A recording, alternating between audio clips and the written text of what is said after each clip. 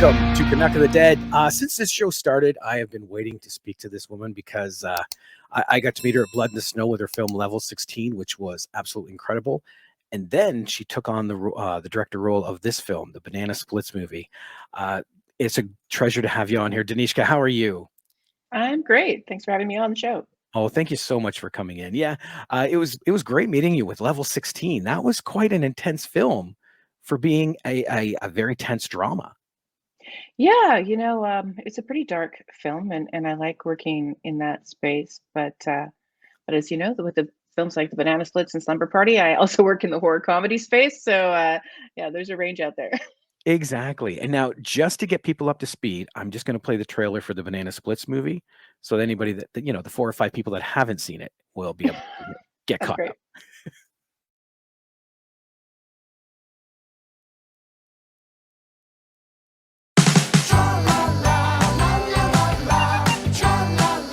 Hey, sweetheart. We are going to the Banana Splits. Sometimes at night, I see the Splits riding around in their little cars, laughing and singing. Who's excited to see the Banana Splits? Rebecca, I'm canceling the show. What? Hey kids, put on your happiest faces because the Banana Split Show is about to begin. Where are the children? Mom, get out of here! Time's almost up! Why are you doing this to me? Dad, please! Let me out! Now the show can go on forever and ever and ever! Come on, you fuzzy son of a... I just really want your brother's birthday to be perfect.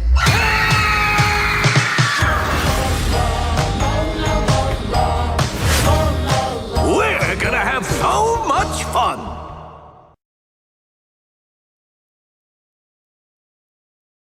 Now, the first thing I have to ask, A, how did you get attached to that? And B, whose idea was it to flip genres on that? Yeah, it was, it was a crazy, crazy project. And it really came out of two places. I guess how I got involved is I just made Level 16, and it just was finishing up its release. And I was in LA, and I was doing a series of meetings looking for new partners. And I had a meeting with Josh Van Hoot, who was the development executive and the production executive at Sci-Fi Channel at that time. And so it was just supposed to be a general meeting, just one of those casuals. Hi, he'd seen Level 16, he'd liked it. I liked Sci-Fi Channel, and so we were just, just sort of a hello. Maybe one day we'll work together type meeting. But while we were in the meeting, he said, I actually have this film that I'm trying to get greenlit, and I think maybe you'd be a really good director. But what do you think of doing a horror version of the Banana Splits? And it just came out of nowhere. I wasn't prepared at all because I really wasn't expecting to talk about a specific project. So I was just kind of like, yes. But how it had come around was Warner Brothers has this company called Blue Ribbon, and they own a bunch of IP for a lot of really interesting retro projects, including a lot of the Hanna-Barbera projects and other old projects. And they were looking to take some of those, intellectual properties and turn them into interesting new creative movies. So they were looking for partners, and Sci-Fi was looking for new horror movies. And so Blue Ribbon and Sci-Fi had met up and were like, well, what about, we do have the Banana Splits. What about the Banana Splits? And I know Josh at Sci-Fi was really excited about that. He was like, yes, let's do a horror version of the Banana Splits. So then they, pulled in some writers and were looking for a director. And then I came on. It was still pretty early days when they really just had an outline of the idea. And it was a great time to come into the project, actually, because then I could give some of my ideas during the story process, and do a bit of input creatively in terms of how the story was going to come together. The first thing I asked for, like in the early draft of the outline, the lead character was a little girl, and she's a bit of an outsider because she's too sensitive and people don't understand her. And my first request from the writers was like, well, what if we did a gender swap on the lead, on Harley, and what if we made him a little boy, because there's something so interesting about a little boy who doesn't measure up to traditional masculine concepts of how little boys should behave. And so his sort of dreaminess and sensitivity has this extra layer of social judgment. His stepfather doesn't understand him, and his friends at school don't understand him, and he's such a, it makes him, I thought, a little more interesting character. And luckily they were really into that idea, and they went forward with that idea, and that's how the script came together. That is excellent. Because it's an interesting twist to bring that kids show. Is it from the late 60s, I believe? But Yeah, and it's weird because the show, it's an American show, but it actually is probably much better known in the UK, where it had quite a big following. It seems like a lot of fans from the UK found my version of the banana splits. Some of them really enjoyed it, some of them did not. It's tough when you take someone's childhood memories, and you turn it, you take it creatively in a different direction. Though I think a lot of people really enjoyed it too. well, they may have been anticipating something different when they walked in that theater, I'm thinking. Yeah, I'm hoping that when they picked up the box and it's got one of the splits with a giant bloody axe on the cover, that maybe the tone might be easy to understand. Don't remember that from the show. Yeah, exactly. Yeah, where did that? Yeah. But that is interesting about that property too, because the name is fairly like popular, but that theme song, you start humming that music, everybody seems to know that. Yeah. No, it's I love the theme song. I mean, it's actually it's my ringtone on my phone. Yeah.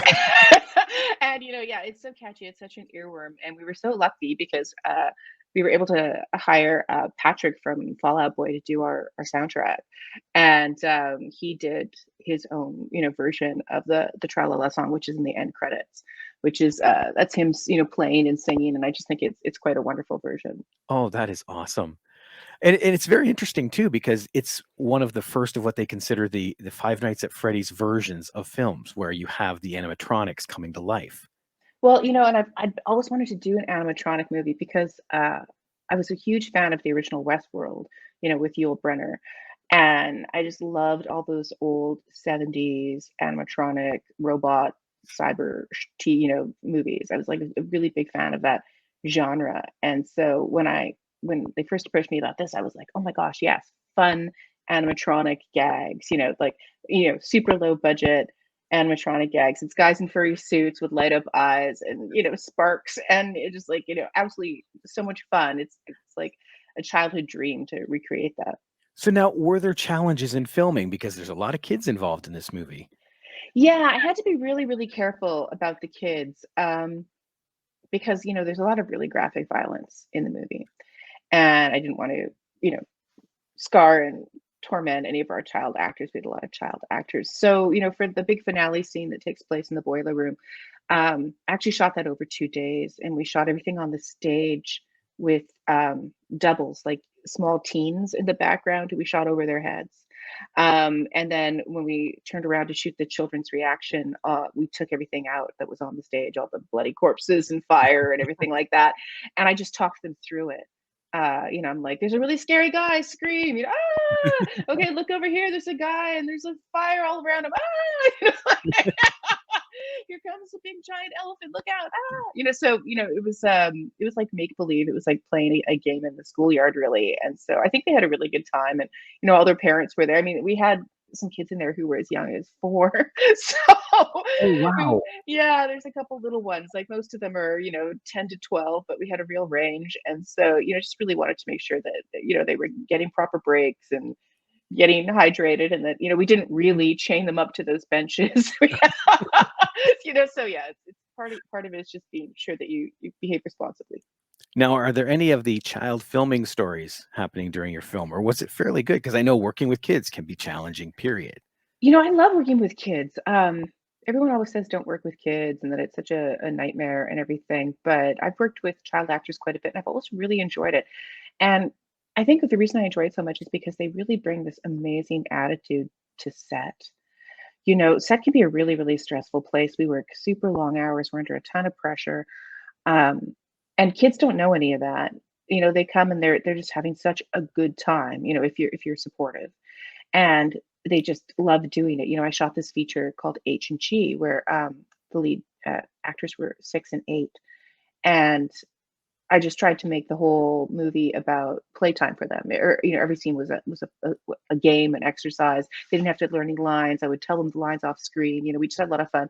And at the end of that film, they wept and they didn't want to leave, and they just never wanted it to end. They were having so much fun, and I thought, oh, if only filmmaking could be like that for all of us. If we could all remember why we got into it, and not take it so seriously and make it such a difficult place to work. No, that's so true. Yeah, I was gonna say because a lot of your credits I see do involve kids. Like, well, level 16, I think too, is like they're young teens. Yeah. The one other question of banana splits with people in those suits. Was there challenges with those suits? Because I imagine they can get warm. The suits were tough. They were quite warm, and they were also quite itchy. So we actually had to put the actors in like a full like spandex suit, like over their hair and everything except their face, and so that layer would protect them from the itchiness of the suit, and then put them in the suit, and it could get quite warm, and so we had to, again, it's just looking after your actors, trying to make sure that you remember to get them water and get them breaks, and make sure that they feel empowered to tell you that if it's too hot and they can't work in those conditions or whatever. So that was something we just had to think about. How long was the filming? 20 days, and we shot it all in Cape Town in South Africa. Oh, really? Yeah. I didn't realize that. I thought that was a Yeah. Canadian production. Yeah, well, good. We did a good job. The only time you can really tell is in Cape Town, in South Africa, they drive on the other side of the road. So we did have American cars, but we had to kind of hide the signs whenever we were doing road work, so you couldn't tell that we were driving on the wrong side of the road. We closed the road and we drove on the wrong side of the road. So there are a few spots where you can see if you're looking at the markings on the road that we're completely on the wrong side of the road. But otherwise, I think it pretty much looks like a general American setting. No doubt. Now, I'm going to watch it with a whole new eye, looking for the road signs. It's like, oh, there's one. Yeah, it does. And how hard was it to get people into the project? Because I know just with the name Banana Splits, I assume there was like lineups, but then you turn it to a horror. Yeah, well, horror's a weird thing. Like, if people who love horror and know horror understand that there's so much fantastic horror being made these days. I mean, stuff with really great writing and really great performances and super high production value. I mean, it's a wonderful time to be making horror movies. But not everybody understands that. So yeah, there can be some resistance for people who are like, oh, I don't do horror. But I started by reaching out to people I knew. So Sarah Canning, I reached out to because we'd done 2 movies together. We'd done Blackfield and Level 16 together, and she signed up right away. We love working together. And Selena Martin, who'd been in Level 16, came out to be Hootie. So, it's like that was the first step. And then it was reaching out to people who I'd wanted to work with but hadn't had a chance to work with before. So, like Danny Kind, I was a big fan of, from Winona Earp and from Working Moms. And so reached out to her pretty early. And then just cast it, a wide net to find, people who'd be interesting together, because it's such an ensemble piece. There's so many interesting characters. That is true. Like, it's may focus around Harley, like the little boy, but it is the brother, the cast, the Banana Splits, And how much involvement did you have in that story at the end? Like, was there anything you added along the way, or? Well, changing the gender of the little boy from a little girl was probably my main contribution. And then working with the writers, I mean, the writers are super great, but working with them to try and make sure that Danny Kind's character, the mother character, didn't turn out to be too stereotypical, which can be a real issue for women's representation in these roles. But they were great about that. That was something we just collaborated on really easily.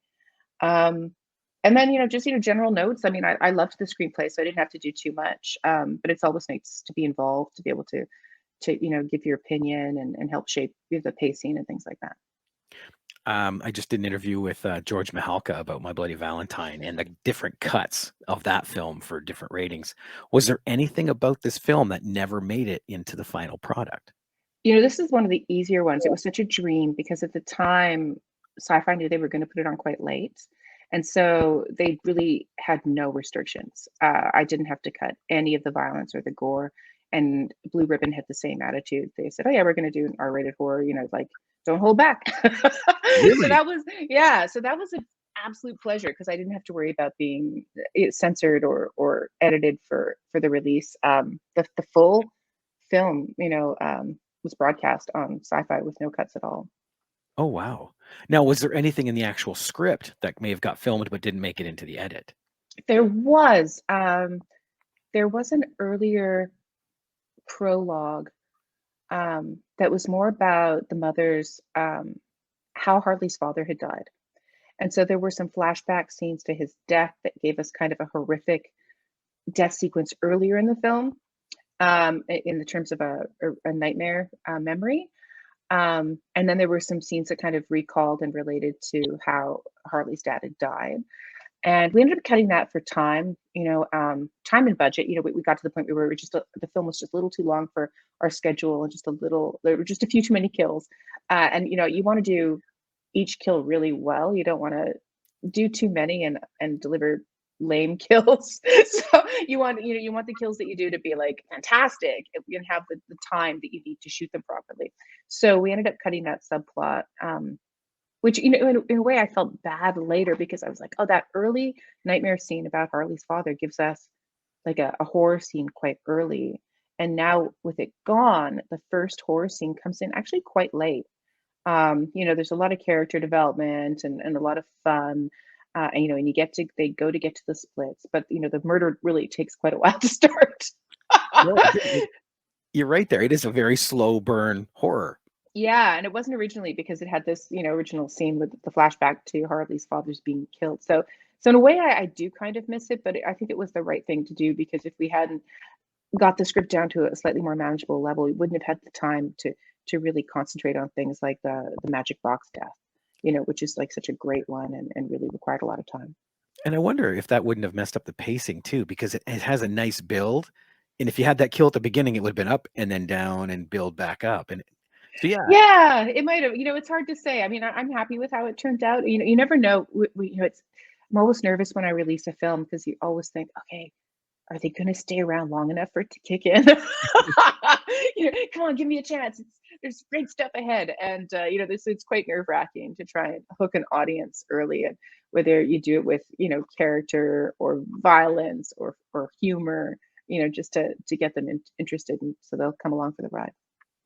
So in all of those scenes, was there a favorite you had that when you were shooting, it's like, this is a blast?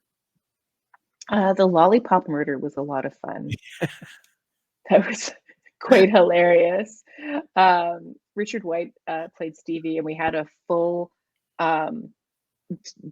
prosthetic double made of him, of his head and neck and body, that we later also put on the tricycle. And it was really beautifully done, and it looked so much like him. And it was when it was sitting out in the hallway dead, it was hilarious because you'd swear it was the actor. It was really gorgeously constructed. Oh, nice. So thank you, Masters FX. That was a really great dummy. And I also have to ask then, whose idea was it to turn a kids' play zone into a murder maze? Because that was brilliant. Yeah, no, definitely the writers came up with that. And I was just mostly excited. I really wanted to shoot murder scene in a ball pit. So I was like, the thing I really wanted to see happen there. I really wanted to get a camera into a ball pit. I wish we'd done more in the ball pit because it's just so gruesome and horrible.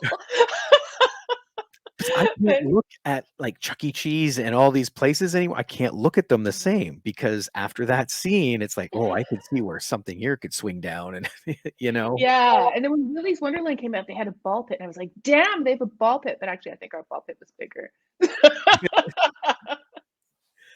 So, have you found comparisons to things like Willys Wonderland and the eventual Five Nights at Freddy, if it ever comes out? Like, have people been comparing it to that? Well, I mean, certainly when it came out, there was a lot of comparison. I've never actually played Five Nights at Freddy's, so it wasn't really huge on my radar. I was really thinking about 70s science fiction, things like the original Westworld. Those were my touchstones, and I rewatched a lot of that kind of thing to bring a bit of that campy vibe. I wasn't really thinking about the video game, although I play a lot of video games, but I didn't play Five Nights at Freddy's.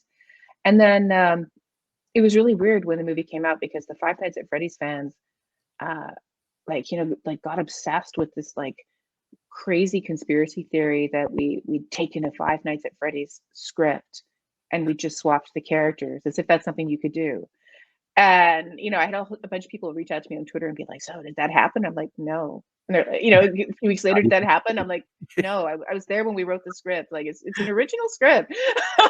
But they really wanted to believe this. Somebody thought it was like super, cool that this conspiracy theory would be out there. So I don't know. I look forward to finally seeing the Five Nights at Freddy's movie when it comes out. I enjoyed Willys Wonderland. I thought it was great. Oh, Willie's is great. And a movie where Nick Cage says not a word. That's like brilliant. I know. No, it's super fun, and it's really contained. It's very, very gritty, and ours is a little more children's TV, a little more colorful. It has a bit of a larger world. But yeah, I really enjoyed it. See, that's where I love the dynamics between the two, because when he beats up the animatronics, you got oil flying everywhere, like blood and the whole thing. But yours, like you said, it follows the Banana Splits theme, even from television, with the murders. Yeah, and I love all the characters. Like, it's I hadn't really watched the Banana Splits as a kid. I'd heard of it and I knew this tune, but I hadn't been a fan.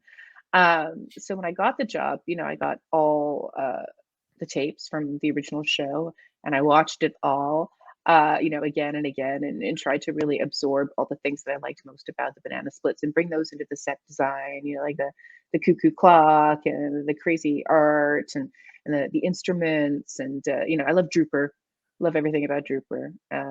So it was just really neat to bring those costumes in. And then of course we were really, really lucky because it was Warner Brothers and they owned all the IP. They had the original costumes in the vault. So well, yeah, it was great. So when it was time to make our costumes, they sent us a set of the original costumes so we could duplicate them, which was really great. That was actually my next question: is how much info did you get on the originals to build yours from? And if you can't do any less than from the original. Oh, it was wonderful. And, we had all the access to all the original shows and all the original footage. So, we were able to do like a ton of research. Everybody on the crew was able to watch all the original episodes that are just so wacky. I wish we'd had time to do some of the wacky, like, music videos that they used to do where they'd like put them all in the banana buggy and go drive over the Golden Gate Bridge for no reason, Yes. or they'd all go to like an amusement park and wander around and interact with people instead of some like psychedelic music. It's totally nonsensical, but a lot of fun. No, that was the fun thing. I think I remember as a kid, we used to get a UHF station. Sorry, I just dated myself there, I guess. And it would play on repeat with things like Mr. Ed and stuff like that. But that was the fun part I had with it when I was that young, is watching them interact in the amusement park or around on the cars. And I felt you did justice to that, like, because they're out driving around in the lot in the cars. And making the banana buggy was a lot of fun. And I really tried to bring some of that psychedelic energy into the set design and the colors. The color palette that I designed was very 70s influenced, and we had a lot of yellows and browns and orange. And even though it's set in the current period, I wanted to bring like a touch of that palette from the 70s into the show. And it's like we had a lot of like wonderful swirly psychedelic designs in the backdrops of the various sets. So that was, and even in the clothes, some of the clothes have some pretty retro vibe to them as well. Now, were there any ideas you pitched that didn't get picked up that you feel may have done some good? I had some more elaborate sequences that we just didn't have time to do. I was going to do this whole big sequence with Danny Kind's character wearing a body cam in Bingo's jungle, lost and wandering around, and that was going to intercut with one of the flashback sequences to the death of her husband. So that mostly got cut because we lost that subplot, but it was going to be a really fun, kind of snorri cam, sequence that would have been a real blast. So we didn't have time for that. What else? Otherwise, I got to do pretty much everything I wanted to do. All my favorite kills are still in there. I loved when we light Stevie's tricycle on fire. That was like a really super fun gag. So now, is there any talk of a sequel of this? Well, I really hoped we would do a sequel because at the time, Blue Ribbon was really sort of, getting prepped to do a bunch of these kind of remakes inspired by all this cool, material that's in their vaults. So, with the Hootie, driving away at the end, I was really hoping we'd come back with Selena and do some more stories about the Banana Splits. I know when we were on set between takes, the DP and I would like be spinning yarns about what the sequel could be like. We came up with every kind of crazy concept you can imagine. But so far, nothing's been greenlit. I would love to go back and do the banana splits, or see somebody else go back and do more with the banana splits. I just think it's such a fun world, and that kind of lo-fi, campy animatronic will always have a soft, warm place in my heart. That might be all, because you're no stranger to television either. That might be something to turn into an episodic, like a show. It'd be hilarious to do as an episodic. Yeah, no, and we could set it anywhere. Well, thank you so much, Danishka. Everybody stick around, because we're going to talk about her new project coming out, Astrid and Lily Save the World. I'm so excited for that one. And I'm going to ask her about a Slumber Party Massacre that says TV movie. I'm kind of curious about that one. So stick around.